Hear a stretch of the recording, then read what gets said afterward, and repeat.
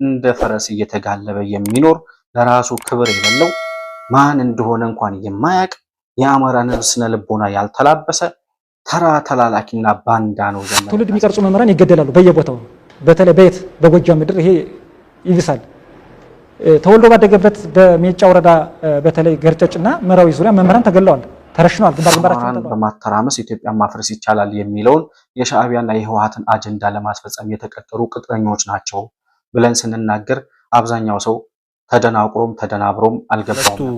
አደረጃጀቶች ወደ አንድ ሲመጡ ቀድሞ ሁኔታው ዘመነ መሪ እንዲሆን ነበር። ለምሳሌ ይምጡ ተብሎሳቸውን ያደለቡበት ከህወሓትና ከሻዕቢያ የወሰዱት።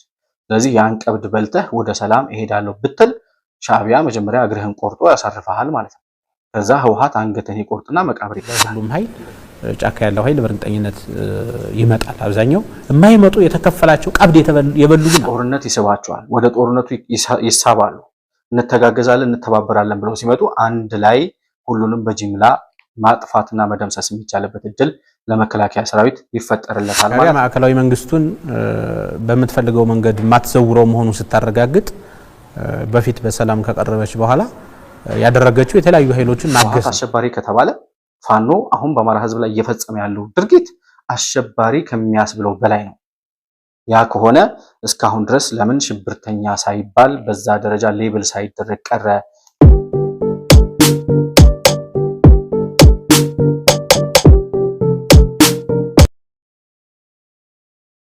ሰላም ለእናንተ ይሁን። የተከበራችሁ የመሆን መልቲሚዲያ ቤተሰቦች እንደምን አላችሁ? ብሩክ የሾርቅ አሰፋ ነኝ ከመሆን መልቲሚዲያ። የዛሬውን የመረጃ ፕሮግራማችንን ይዘን ቀርበናል። በዛሬ ፕሮግራማችን በአማራ ክልል እየተንቀሳቀሰ የሚገኘውን የሽብር ቡድን እንቅስቃሴ አስመልክቶ የቡድኑ አባል የነበሩት ሁለት አመራሮች በጉዳዩ ላይ እና በዚህ በአማራው ሸኔ ትግል ላይ የተፈጸሙ ወንጀሎችን እንዲሁም ደግሞ የትግሉን ዓላማ እንዴት እንደሳተ እነማን ጣልቃ እንደገቡ የገለጹበት አጠር ያለ ኢንተርቪው ከመከላከያ ቴሌቪዥን ጋር አድርገው ነበር። እኛም ለዛሬ የመረጥነው እነዚህ የፋኖ አመራር የነበሩ ሰዎች የተናገሯቸውን መረጃዎች ወደ እናንተ ለማድረስ ወደናል። ምን ምን ታሪኮች ተሰርተዋል? እነማን ጣልቃ ገብተው ነበረ? ትግሉ እንዴት ዓላማውን ሳተ? ሲጀመርስ ዓላማ የነበረው ትግል ነበር ወይ የሚለውን ጉዳይ እየዳሰስን ቆይታ የምናደርግን የሚሆነው። ባነሳነው ሐሳብ ላይ ያላችሁን የግል አስተያየት በኮመንት መስጫው ላይ ልታሰፍሩልኝ እንደምትችሉ ለማስታወስ እወዳለሁ። መሆን መልቲሚዲያን ላይክ፣ ሰብስክራይብ እና ሼር እያደረጋችሁ በሱፐር ቻት እና በሱፐር ስቲከርም ድጋፍ ልታደርጉልን እንደምትችሉ እያስታወስኩኝ ከፕሮግራማችን ጋር አብራችሁ እንድትቆዩ በአክብሮት እጋብዛለሁ።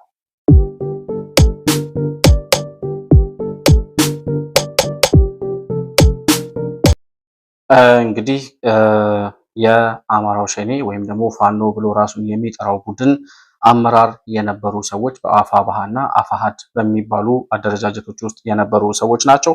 ከመከላከያ ቴሌቪዥን ጋር ኢንተርቪው አድርገው በዚህ ቡድን የዚህን የሽብር ቡድን እንቅስቃሴ በገሃድ ለህዝብ እየገለጡ ያሉት የራሱ የቡድኑ አባላት ስለሆኑ አሁንም ድረስ የዚህ የሽብር ቡድን እያደረገ ያለውን ትግል የነፃ አውጪነት ትግል ነው፣ የአማራ ተቆርቋሪ ስለሆኑ ነው፣ የአማራን ህዝብ የአማራን ወኪሎች ናቸው እያሉ የሚያወሩ አንዳንድ ያልገባቸው ገብቷቸውም ደግሞ ሰውን ለማደናቆር የሚሞክሩ ሰዎች ስላሉ እንደው ተሳስቶ በውዥንብር ውስጥ ያለ ምንድነው እየሆነ ያለው ነገር ለሚለው ሰው መረጃ ለማቅረብ ያክል እንደዚህ አይነት ውስጥ የነበሩ ሰዎች የሚናገሯቸውን ነገሮች ማቅረብ ተገቢ ስለሆነ ነው እኛም ፕሮግራም ያደረግነው። እና ሁለቱ ሰዎች ረዳት ፕሮፌሰር ኢያሱ እና ጋዜጠኛ ኤልያስ የአሻራ ሚዲያ ጋዜጠኛ የነበረው ኤልያስ ሁለቱ ናቸው በጉዳዩ ላይ መረጃ ያቀበሉት። እና ያሉት ነገር ምንድነው? አንደኛ ይሄ ቡድን ይዞት የተነሳው ጥያቄ ምንም አይነት የአማራ ህዝብ ጥያቄ አይደለም። የአማራ ህዝብ ጥያቄዎች 1 2 3 4 ተብለው ይታወቃሉ። እነዚያ ጥያቄዎች ደግሞ በህገ መንግስቱ መሰረት በሀገራዊ ምክክር ኮሚሽን ውስጥ በኢትዮጵያ ጥላ ስር ይፈታሉ ተብሎ በአማራ ህዝብ ዘንድ ተደራጅተው የሚንቀሳቀሱ እንዲሁም ደግሞ መላው የአማራ ህዝብ የሚጠብቀው ይሄንን ነው። ምክንያቱም አሁን ኢትዮጵያዊ የሆነ ጥያቄ ያላቸውን ኢትዮጵያውያን በሙሉ ወላ በግለሰብ ካልሆነ በብሔረሰብ ካልሆነ በቡድን አደረጃጀት ጥያቄ ያለኝ የሚለውን አካል በሙሉ በዲሞክራሲያዊና ሰላማዊ ፍትሃዊ በሆነ መንገድ ለመፍታት የሚችል ኢትዮጵያዊ መንግስት አለ። ብለው ተብሎ የሚታመንበት ደግሞም እውነት የሆነበት ጊዜ ላይ ስለምንገኝ እነዚያ ጥያቄዎች በሙሉ በሰላማዊ መንገድ መፈታት ሲችሉ ነፍጥ አስነስቶ ወደ ጫካ ሊያስገባ የሚችል እድል አልነበረም። እነዚህ ሰዎች የጠላት አጀንዳ አስፈጻሚዎች ናቸው። የአማራን ህዝብ ያገኘውን ነፃነት እንደገና ለመቀማት የሚሰሩ የጠላትን አጀንዳ በአማራ ክልል ውስጥ ለመፈጸም የሚሰሩ አማራን በማተራመስ ኢትዮጵያን ማፍረስ ይቻላል የሚለውን የሻዕቢያና የህወሓትን አጀንዳ ለማስፈጸም የተቀጠሩ ቅጥረኞች ናቸው ብለን ስንናገር አብዛኛው ሰው ተደናቁሮም ተደናብሮም አልገባውም ነበር። ነገር ግን አሁን እዛው ውስጥ ያሉ ሰዎች እያሉ ያሉት ይዘውት የተነሱት ጥያቄ አንደኛ የህልውና ሳይሆን የኢኮኖሚ ጥያቄ ነው። በሁለተኛ ደረጃ ፋኖን ሻዕቢያና ህወሓት ይህን ቡድን የሚደግፉት 4 ኪሎ ገብቶ መንግስት እንዲሆን አይደለም ይላሉ። እና ምን እንዲሆን ነው የሚለውን ጥያቄ ከጠየቃችሁ ያው ረዳት ፕሮፌሰር እያሱ የሚለውን ጋብዛችሁ። የተለያዩ ፍላጎቶች ናቸው ያሉት እጅግ የሚበዙ ማለት ነው። እና እንደውም አሁን ባለበት ሁኔታ እዚህ ያለውን ስብስብ የምገልጸው የህልውና ትግል የሚያደርግ ሳይሆን የኢኮኖሚ ጦርነት የሚያደርግ ነው። ኢኮኖሚክ ወራ ነው ያለው እዚያ ጋር ማለት ነው። ከውስጥ ያለው ፍላጎት ጉራማይሌ ፍላጎት እንዳለ ሆኖ ከአንዳንድ ወያኔ ግልብጥ ብላ የወያኔ አክቲቪስቶች የፋኖ ደጋፊ ሆኑ ማለት ነው። ይሄን ደግሞ ያደረገችው ሻዕቢያ ናት። ሻዕቢያ ማዕከላዊ መንግስቱን በምትፈልገው መንገድ ማትዘውረው መሆኑ ስታረጋግጥ በፊት በሰላም ከቀረበች በኋላ ያደረገችው የተለያዩ ኃይሎችን ማገዝ ነው። ከዚህ ውስጥ ደግሞ ፋኖና ህወሓትን ማስታረቅ ነው የፈለገች ማለት ነው። መጀመሪያ አካባቢ እኔ በአካል ወደዚያ አካባቢ ሂጄ ነበር። ያላቸው ፍላጎት በባለፈውም ገልጫዋለሁ። ይሄን ነገር በመሰረታዊነት የአማራ ፋኖ አሸንፎ መንግስት እንዲሆን አይደለም፣ ለመንግስት ዘላቂ ስጋት እንዲሆን ነው የሚፈልጉት ማለት ነው። ይሄ ደግሞ በቂ አይደለም ብለው ሲያስቡ ከወያኔ ጋር ማስታረቅ ፈለጉ። ባይዘይ በወያኔና በሻዕቢያ በህወሓት መካከል በህወሓት ኃይሎችና በፋኖ መካከል ያለውን መቀራረብ እንደዚህ እንዲመጣ ያደረገችው ሻዕቢያ ናት። ከነሱ ጋር እንትን ለመስጠት አይመቸንም፣ የተከዜም ስለሚያስቸግር በዚህ በኩል ያለው የተከዜ ዘብም ሌላውም ኃይል ስለሚያስቸግረን ለእናንተ እንትን ማድረስ አንችልም፣ መስጠት የምንችለው በህወሓት በኩል ነው ተባለ። አብዛኞቹ የፋኖ አመራሮች መቀሌ እንዲሄዱ ተደረገ ምናምን።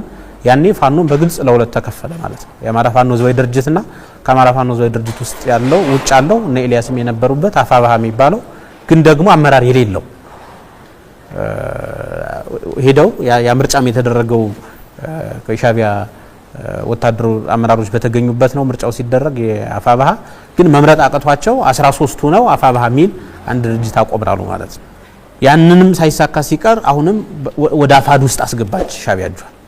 አፋድ ውስጥ የተወሰኑ አመራሮችን በመያዝ አፋድና አፋባሃ አንድ ሊሆኑ ነው፣ አንድ ድርጅት ሊመሰረት ነው ምናምን ተብሎ ከበሮ ተደለቀ።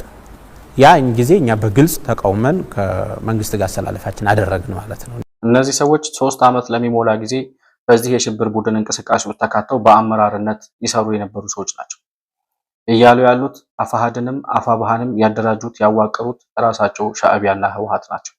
ይሄን የሚያደርጉት ደግሞ ፋኖ መጥቶ 4 ኪሎ ገብቶ ስልጣን እንዲይዝ ሳይሆን የዚህ መንግስት የኢትዮጵያ መንግስት የረጅም ጊዜ ጠላት እንዲሆን እና ስጋት ሆኖ እንዲቀጥል ለማድረግ ነው። እንደውም ምንድነው ቃል በቃል የሚለው ፋኖ አሸንፎ መንግስት እንዲሆን ሳይሆን ለመንግስት ዘላቂ ስጋት ሆኖ እንዲቀጥል ነው። በቃ ከትጥቅ ትግል እንዲወጡ አይፈለግም። መሳሪያ ይሰጧቸዋል፣ ለተወሰኑ አመራሮች ቤት ምናምን ይገዙላቸዋል የሆነ ቦታ ላይ ሻዕቢያ ማለት ነው እና ህወሓት። ከዛ በኋላ የተወሰኑ መሳሪያዎችን ያቀብሏቸዋል።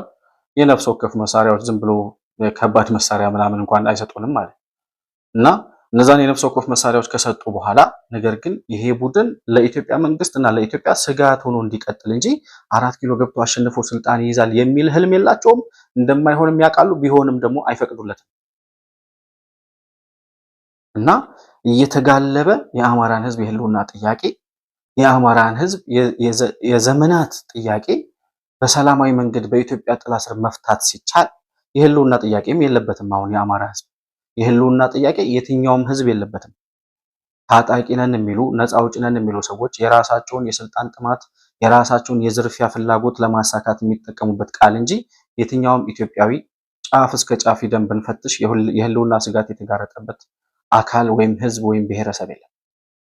ይሄ በሆነበት ሁኔታ የጠላትን አጀንዳ አምጥተው የሚያስፈጽሙ ሰዎች መሆናቸውን እኛ ስንናገር ላልሰማችሁ ሰዎች ራሳቸው የደገፋችኋቸው ያስታጠቃችኋቸው ነገር ግን እውነት የትኛው ላይ እንዳለ ተረድተው የትጥቅ ትግሉ መስመር የሳተ የጠላት አጀንዳ ማስፈጸሚያ መሆኑ ገብቷቸው ከዚያው ከትጥቅ ትግሉ ውስጥ የወጡ ሰዎች የሚናገሩትን እንኳን አዳምጡ። ዛሬ እንኳን አዳምጡ። እኛ አይደለንም ይሄን እያልን ያለነው። በሁለተኛ ደረጃ የሚያነሱት ነገር ምንድን ነው? የዘመነ ካሴን የትግል ሁኔታ ያነሳል። የዘመነ ካሴ የትግል በምን አይነት ሁኔታ ትግል እንደጀመረ ከዛ በኋላ ትግሉ የት እንደደረሰ ዓላማው ምን እንደነበር የሚያነሳው ደግሞ ጋዜጠኛ ኤልያስ ከዘመነ ካሴ ትግል አነሳስ ሲጀምርልህ ወደ ወጣቱ ሲቀላቀል የአማራን ሕዝብ ከሌሎች የመነጠል ነበረ። ወያኔን ጠላት አድርጎ የመፈረጅ ነበር። በጊዜው ተጠቅሞበታል። በኋላ ግን ስናየው እሱ አይደለም። ሰውየው እንደ ዲያስፖራ ምናልባት በዚህ 3 ዓመት ውስጥ አማራ ክልል የተቀመጠው ከ40% በታች ነው። እውነት ለመናገር ሱዳን ይሄዳል፣ ኤርትራ ይሄዳል፣ ከሻዕቢያ አመራሮች ጋር ይገናኛል፣ ከህወሓት አመራሮች ጋር ይገናኛል። የት? እዛው ኤርትራ ላይ። ስለዚህ የሆነ ኢንተረስት አለ።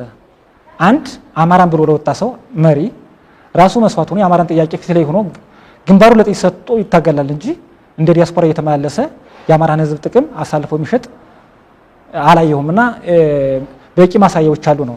ሁለተኛው እንዳየኸው ትውልድ የሚቀርጹ መምህራን ይገደላሉ በየቦታው። በተለይ በየት? በጎጃም ምድር ይሄ ይብሳል። ተወልዶ ባደገበት በሜጫ ወረዳ በተለይ ገርጨጭና ምዕራዊ ዙሪያ መምህራን ተገለዋል፣ ተረሽነዋል፣ ግንባራቸውን ተብለዋል። ለምን? እንግዲህ ያለፉትን የኢትዮጵያ የትግል ዓመታት እናያለን ከነ ኢህአፓ ጀምሮ የነበረውን ታሪክና ያኑ እየተደገመ ያለ ይሄ ያሻግራል ወይ? የአማራን ህዝብ ጥያቄ ይመልሳል ወይ? ዘላቂ ሰላም ያመጣል ወይ ካል አይሆንም። ወንድሙን የበላ አይተህ ከሆነ ንብረት ይቃጠላል። ለምሳሌ የህዝብ ንብረት ነው አይደል? አንድ ተሽከርካሪ ከተገኘ ሊገለገል ብቻ ነው። አምቡላንስ በዓለም አቀፍ የተከለከለ ነው። አምቡላንስ ሲቃጠል ታያለህ። ደብረታቦርን በቅርቡ የተደረገውን ነገር አይተሃል አይደል? ከተማና ወደ ሟት ነው የወጡ። የማን አጀንዳ ነው? እውነት አማራ ለሆነ ሰው ይሄ ለውጥ ያመጣል ወይ? ጥያቄውስ ይሄ ነበር ወይ የሚለውን ነገር ስታይ የውጭ ኃይሎች አጀንዳ የነሱን ሐሳብ ተሸካሚ ሆኖ የምታየው ከዚህ ላይ ነው። መጀመሪያ ሲነሳ ወያኔን ጠላት አድርጎ የጀመረ ሰው ወያኔ ኢትዮጵያ ማነው የአማራን ህዝብ ለማጥፋት የመጣ ነው የአማራ ጠላት ነው ምናምን ብሎ ከዛ ወጣቱን ለማደራጀት ተመችቶት ነበረ። ከዚያ በኋላ ግን ከህወሓት ጋር አብረን እንሰራለን ብሎ የአማራን ህዝብ ጥያቄ አሳልፎ የሸጠ የኢትዮጵያን ጥቅም አሳልፎ የሰጠ ከጠላት ጋር አብሮ ተባብሮ የአማራንም ህዝብ ኢትዮጵያንም ወደ ባርነት ለማስገባትና እንዲያም ሲል ከተመቻቸው ደግሞ ለማፈራረስና ትናንሽ ሀገራትን ለመፍጠር ያለሙትን የሻዕቢያንና የህወሓት አጀንዳ ተቀብሎ እንደ ፈረስ እየተጋለበ የሚኖር ለራሱ ክብር የሌለው ማን እንደሆነ እንኳን የማያውቅ የአማራን ህዝብ ስነ ልቦና ያልተላበሰ ተራ ተላላኪና ባንዳ ነው ዘመነ ካሴ። ይህንን ብዙ ጊዜ ተናግረናል። እነ በረከት ስምኦን እነ መለስ ዜናዊ ቀጥቅጠው ያሳደጉት የህወሓት ቡችላ ነው። ጥቅም ማሳደጃ ነው ለሱ የፖለቲካ ፍላጎት ሳይሆን አንዴ ኤርትራ፣ አንዴ ሱዳን፣ አንዴ ምናምን እየሄደ ለራሱ ኢኮኖሚካሊ የሚደልብበትን ነገር የሚያሰባስብ እንጂ የህወሓትና የሻዕቢያን አጀንዳ እየተቀበለ እየመጣ በአማራ ክልል ላይ እንዲፈጸም የሚፈልጉትን ጥፋት በእነሱ በኩል ለማስፈጸም እንደ መሳሪያ የሚጠቀሙባቸው ተራ የጠላት ጉዳይ አስፈጻሚ አሽከሮች ናቸው። እነዚህ ሰዎች ለራሳቸውም ክብር የላቸውም። የአማራን ህዝብ ስነ ልቦናም አያውቁትም። የህዝብ ወኪል ለመሆን አይደለም የአንድ ወረዳ የአንድ ትንሽ ቀበሌ ኃላፊ ለመሆን ብቃት የሌላቸው እንደተላላኩ ኑረው እንደተላላኩ የሚሞቱ ተራ አሸባሪ ሰዎች ናቸው። ይህንን ግን እኛ በተደጋጋሚ ስናወራ ይሄ ቡድን አማራ ክልል ላይ እየገባ የሚያወድመውን ውድመት፣ የአማራ ክልል ለማጥፋት የሄደበት ርቀት፣ የአማራ ክልል ወጣቶችን መምህራንን የገደሉበት ራሱ ዘመነ ካሴ ይላል። ይሄ ልጅ እንደሰማችሁት ዘመነ ካሴ ተወልዶ ያደገበት አገር ላይ ያሉ መምህራኖችን ጨፍጭፎ ገድሏል። መምህራኖች ለምን ትምህርት ቤት ሄዳችሁ ለምን አስተማራችሁ ብሎ ይሄ ሰውዬ ነው የአማራ ነፃ አውጪ። አሁንም እኮ የሚደግፏቸው አሉ። የሚገርምኝ ደግሞ እሱ የሚደግፏቸው ባይዘወይ ኢትዮጵያ ማፍረስ የሚፈልጉ ሰዎች ናቸው። አሁን ተሳስቶ ተደናግሮ አማራ ተከቧል፣ አማራ ጠላት መጥቶበታል ምናምን በሚለው በነዘመነ ካሴ ፕሮፓጋንዳ ተታሎ እነዚህን ሰዎች ሽሮና በርበሬ አስፈጭቶ ጫካ ድረስ ይልክ የነበረው ህዝብ ዛሬ የመጣበት ጠላት እንደሌለ እንዲያውም ወደ ባርነት የሚያስገቡት እነዚህ ሰዎች እንደሆኑ ገብቶት ከመንግስት ጋር አሰላለፉን አስተካክሏል። አሁን እነዚህን የሽብር ቡድኖች እየደገፉ ያሉት ኢትዮጵያን ለማፍረስ እድሜ ልክ ሲተጉ የኖሩት አንድ የሻዕቢያና የግብጽ የህወሓት ተላላኪዎች፣ ሁለተኛ የለውጡ መንግስት እንደመጣ ስልጣን እናገኛለን ብለው ደጅ ጠንተው መጥተው ተሽከርክረው ማንም ሰሚ ሳያገኙ ቀርተው የጠበቁትን ስልጣን ሳያገኙ ሲቀሩ ተመልሰው ወደ መጡበት የተሰደዱ የስልሳዎቹ ዘመን ፖለቲከኞች ናቸው። የስልጣን ጥመኞችና የጠላት ተላላኪዎች ናቸው የእነዚህ ሰዎች ተከታዮችና ደጋፊዎቻቸው ማለት ነው። አብዛኛው ህዝብ ዛሬ ማንነታቸውን እየተረዳ ከጎናቸው እየተነጠለ ብቻቸውን እየቀሩ ያሉበት ሁኔታ እውን እየሆነ ነው። በሶስተኛ ደረጃ ረዳት ፕሮፌሰር እያሱ ስለ አፋሃድና አፋብሃ ውህደት ከዛ ሲቀጥል አፋብን የሚሉትን መቼም ከአፋፍ አይወጡም። አፋፍ ላይ አስቀምጦ እነሱን ወደ ገደል መጣል የሚቻልበት እድል ቢኖር ከዛ በኋላ ተመልሰን አይናቸው እንዳናያቸው ማድረግ የሚቻልበት እድል ቢኖር ጥሩ ነበር እና አፋብሃ ምናምን የሚሉትና አፋሃድ የሚሉት ሲዋሃድ አሁን ውህደት ፈጠርን ብለው አፋብን የሚባለውን ቡድን ፈጠርን ያሉት አንደኛ ቡድኑ የተፈጠረው በሻዕቢያ አመራሮች የሻዕቢያ አመራሮች በተገኙበት ነው። ይህንን ስንል ነበር። የተጠራጠራችሁ ካላችሁ እኛ ስናወራ ዘመነ ካሴን መሪ ለማድረግ በህወሓትና በሻዕቢያ አመራሮች በኩል የተሰጠ ሹመት እንጂ የተደረገ ውህደት የለም። በሁለቱ ቡድኖች መካከል ምንም አይነት አንድነትም ውህደትም የለም። ነገር ግን ዘመነን መሪ ለማድረግ ሆን ተብሎ የተሰራ ስራ ነው ብለን ስንናገር ነበር። ይሄው እኛን ካላመናችሁ ረዳት ፕሮፌሰር ራሱ ያፋኖ የአፋሃድ አመራር የነበረው ሰው የሚናገረውን ጋብዛችሁና ተመልሼ እመጣለሁ። ሁለቱ አደረጃጀቶች ወደ አንድ ሲመጡ ቅድመ ሁኔታው ዘመነ መሪ እንዲሆን ነበር። ለምሳሌ ይምጡ ተብሎ እንትን ሲል ማለት ነው። አፋድ ውስጥ ያን የሚቃወሙ ሰዎች ይገደሉ ነው የተባለ። ቀጥታ የተሞከረው ምስሉ ነው። ስላልተቻለና አብዛኞቻችንም ኃይል ያደራጀን ከመጀመሪያው ጀምሮ ክፍለ ጦር የሚለውን ያቋቋምን ብዙ የሰራን ስለሆነ ስላልተቻለ ምን ይዘውን ኃይል ይዘን ያው ያልገባው የተወሰነ ያደናገሩብን እንዳለ ሆኖ እኛ ምን ወስደውን እርምጃ ወሰድን እንጂ ፍላጎታቸው ያን የሚቃወም ሰው ተመቶም ቢሆን ዘመነ መሪ እንዲሆን እንትኑን ከጀርባ ያውቁታል። ለምሳሌ እኔ አንድ ጓድ ነበረኝ አውቃ አንተ የምትሆነው ፖለቲካ መምሪያ ነው አልኩት። ሆነው ፋይናል ለገሌችን ይሉና ምርጫ ማስመሰል እንትን ማድረግ የሆነ ፕሮሲጀሩን ይቀባቡታል ማለት ነው። አሁን ያ ከሆነ በኋላ እዞች አሉ በየእንትኑ የየራሱ አሁን ጎንደር ሁለት ነው የነበረው። ሁለቱን ወደ አንድ ማምጣት አልቻለም። የተለያየ ፍላጎት አለ። ላይክ አሁን ሸዋም ላይ የሚሰራው ወሎ የሚሰራው ነገር የሚያሳዩ አብዛኛው ይሄን ሌላ አሁን በቅርቡ ጎንደር ከተሳካላቸው ሌላ እዚህ ያዋልዳሉ። ሶስተኛ እዝ ማለት ነው። በሆነ ጥቅም በሆነ አስተላለፍ ካልተመቸ ከዚያ አደረጃጀት እንዲወጣ ነው። ይሄ የሌባ የበላይ ጠባቂ ነው የሚመስሉት። ከላይ ያሉት ሰው ከታች ያለውን መቆጣጠር ሁሉ አይችሉም። ኮርታት ማለት አሁን የገሌ ኃይል በዚህ ያለው የለም። ፋኖን የሚያዘው ማንም ኃይል የለም። ውሸት። ያኔ ውህደቱ ሲፈጸም ምን ብለው ነበረ? ዘመነ ካሴ መሪ እንዲሆን ሻዕቢያ ትዕዛዝ ካስተላለፈ በኋላ ይህንን የሚቃወም የአፋሃድ አመራር ካለ ይወገድ፣ የአፋሃድ አባል ካለ የዘመነ ካሴ መሪነት ይሄን ውህደት የሚቃወም ካለ አፋሃድ ማለት የነ እስክንድር ነጋ የነ ማስረሻ ሰጤ ምናምን የነበረው ቡድን ማለት ነው። አሁን ወደ ሰላም የመጡት አብዛኞቹ የአፋሃድ አመራሮች ናቸው። እና ዘመነ ካሴ መሪ እንዳይሆን የሚቃወም ካለ ይሄንን ውህደት የሚቃወም የአፋሃድ አመራር ካለ እንዲወገድ ትዕዛዝ ተላልፎ ነበር። እኛም የተደራጀን ስለሆን ተዘጋጅተን ስለነበር ተቋቋም ነው እንጂ የተፈለገው እሱ ነበር ይላል። ከዛ ሲቀጥል እንትኑ ውህደቱ የተፈለገው ዘመነ ካሴን መሪ ለማድረግ ነው። በቃ አንድና አንድ ሲደመር ሁለት። እኛ ስንለው የነበረው ነገር ቃል በቃል ነው የደገመልን ረዳት ፕሮፌሰር እያሱ። ፋኖ አሁን ጎንደር ውስጥ ያሉት፣ ወሎ ያሉት፣ ሸዋ ያሉት ፋኖች በዚህ በአንድ እዝ ስር ገብተው በዘመነ ካሴ አመራርነት በሚሰጥ ትዕዛዝ የሚመራ ፋኖ የለም። ፋኖን ሲጀመር የሚያዘው ሰው የለም ነው። አዛዥ የላቸውም።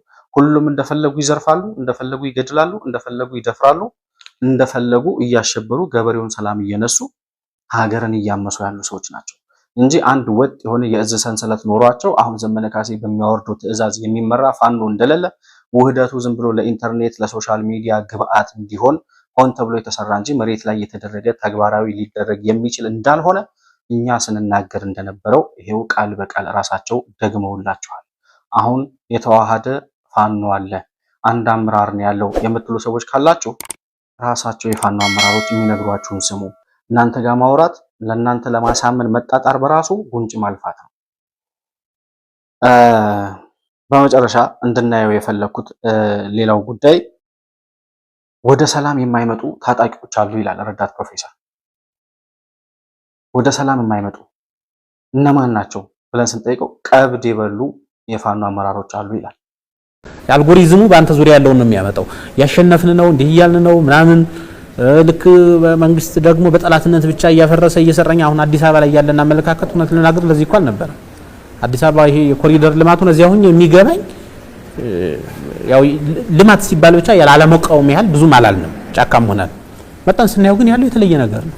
ይሄ ምናልባት አዲስ አበባ ሳይሰራ እኮ ሌላ ሀገር ተሰርቶ ጉብኝት ያናይተ ነው ቢሆን አዲስ አበባ ለምን እንደዚህ አተለማን ብለን ጥያቄ ሁሉ ልናነሳ እንችል ነበር ማለት ነው። አብዛኛው የሰርክሉም የምትውልበት ሰርክልም የሚያሳይህ የሚጋርድህ ነገር አለ ብዥት አለውና ከዚህ አንፃር ከፍተኛ የሆነ ስራ ያስፈልጋል። ከሰራ ነው በላይ በሁሉም ኃይል ጫካ ያለው ኃይል በእርግጠኝነት ይመጣል። አብዛኛው የማይመጡ የተከፈላቸው ቀብድ የበሉ ግን አሉ።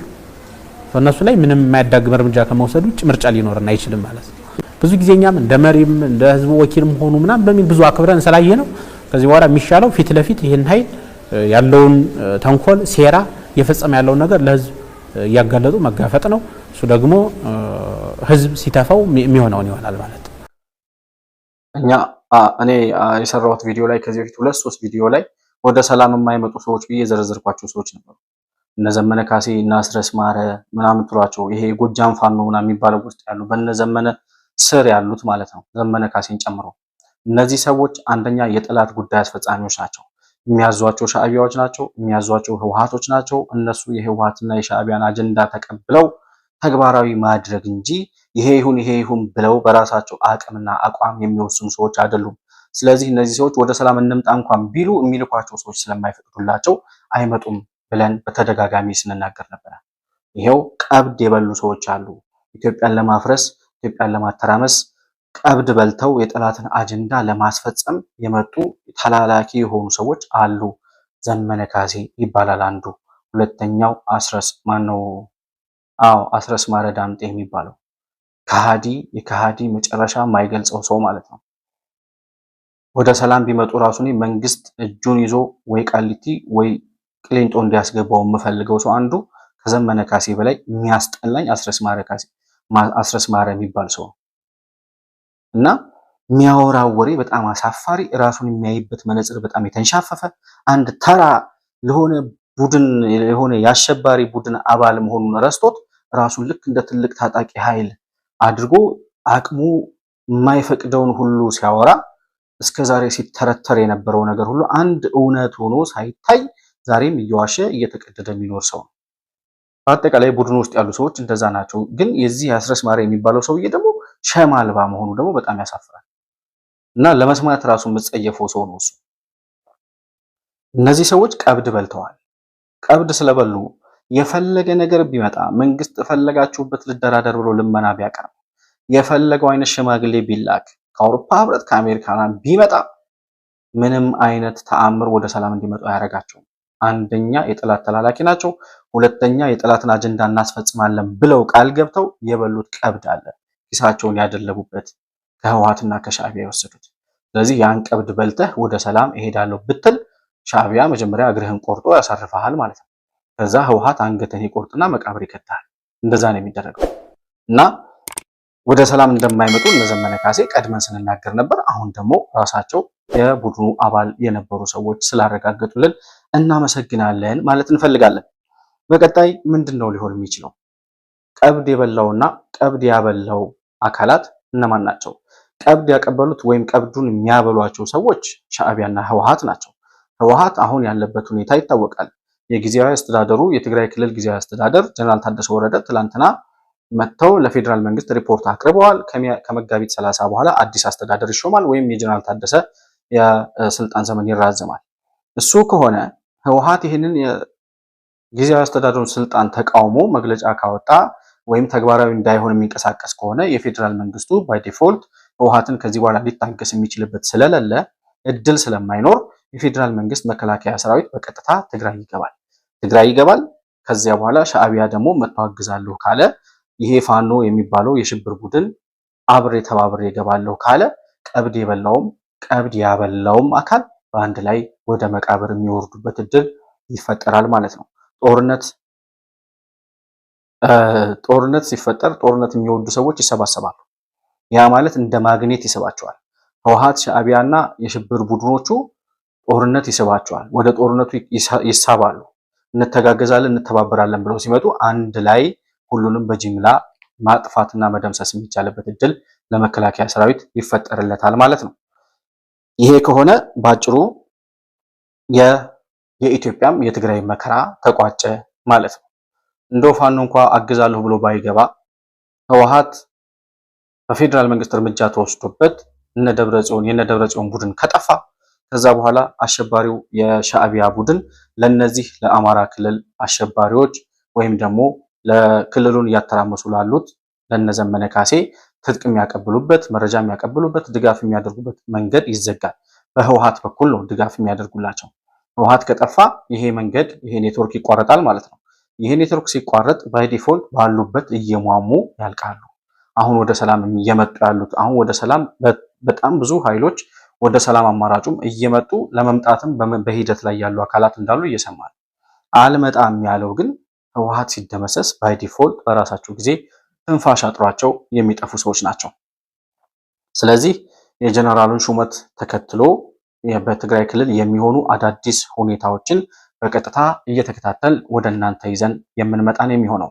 ይሄ የሽብር ቡድን ግን በአማራ ክልል ላይ እየፈጸመ ያለውን ወንጀል እስከ ዛሬ ድረስ ያደረሱትን ግፍና መከራ እኛ ከምንለው በላይ የቡድኑ አባል የሆኑ ሰዎች እንደዚህ የሚናገሯቸውን ነገሮች እየሰማችሁ እንኳን ዛሬም ይሄን ቡድን ነፃ አውጪ ነው የምትሉ ሰዎች በእርግጠኝነት እያረጋገጣችሁ ያላችሁት የዚህ ቡድን ዓላማ ሀገር ማፍረስ፣ የእናንተም ዓላማ ሀገር ማተራመስ መሆኑን አምናችሁ ሀገር ከሚያፈርስ ቡድን ጋር መቆማችሁን እያሳያችሁን ስለሆነ የእናንተ ነፃ አውጪዎች የኛ አጥፊዎችና ሀገር አፍራሾች መሆናቸውን ስላረጋገጥን ከዚህ ቡድን ጋር በምንም አይነት ሁኔታ የቆመ አካል የኢትዮጵያ ጠላት ተብሎ መፈረጁን እንድታቁ ልናረጋግጥ እንፈልጋለን። የዚህ ቡድን በሽብርተኝነት አለመፈረጁ ብቻ እስካሁን ድረስ ይገርመኛል። አሸባሪ ለመባል ምን ማድረግ አለበት? የአሜሪካ መንግስት እንኳን አሸባሪ ብሎ የጻፈውን ቡድን የኢትዮጵያ መንግስት ለምን አሸባሪ ብሎ ካታጎራይዝ እንደማያደርገው፣ ለምን በሽብርተኝነት እንደማይፈረጁ አላቅም። ህወሓት አሸባሪ ከተባለ ፋኖ አሁን በአማራ ህዝብ ላይ እየፈጸመ ያለው ድርጊት አሸባሪ ከሚያስብለው በላይ ነው። ያ ከሆነ እስካሁን ድረስ ለምን ሽብርተኛ ሳይባል በዛ ደረጃ ሌብል ሳይደረግ ቀረ የሚለው ጉዳይ አሁንም መልስ የሚፈልግ ነው። ነገር ግን እውነታውን እዛው ቡድን ውስጥ የነበሩ ሰዎች እየተናገሩ ስላለ አብዛኛው ህዝብም እውነቱ እየተገለጠለት እየመጣ ስለሆነ የፋኖ ካምፕ እየተራቆተ ወደ ሰላም የሚመጣው እየመጣ የሚደመሰሰው እየተደመሰሰ ኢትዮጵያ ከ2019 በኋላ ከ2018 መጨረሻ በኋላ በአዲሱ ዓመት ወደ አዲስ ምዕራፍ የምትሸጋገር ይሆናል ብለን ተስፋ እናደርጋለን። ህወሓትም እነዚህ የሽብር ቡድኖችም 2019 እድሜ ኖሯቸው ይቀጥላሉ የሚል ግምት አይኖርም። አሁን በፌዴራል መንግስት እየሆኑ ያሉ ሁኔታዎችን የመከላከያ ሰራዊትም እየወሰደ ያለውን እየተዘጋጀበት ያለውን የዝግጅት መጠን ስንመለከት ባይ ዲፎልት በዚህ ዓመት የኢትዮጵያ ችግር የሆኑ አካላት በሙሉ ከገጻችን ላይ ተገንጥለው የሚጠፉበት ይሆናል ብለን ተስፋ እናደርጋለን። በዚሁ ጉዳይ የተለያዩ መረጃዎችን ወደ እናንተ በተከታታይ ይዘን የምንቀርብ ነው የሚሆነው፣ አዳዲስ መረጃዎች ሲኖሩ ማለት ነው።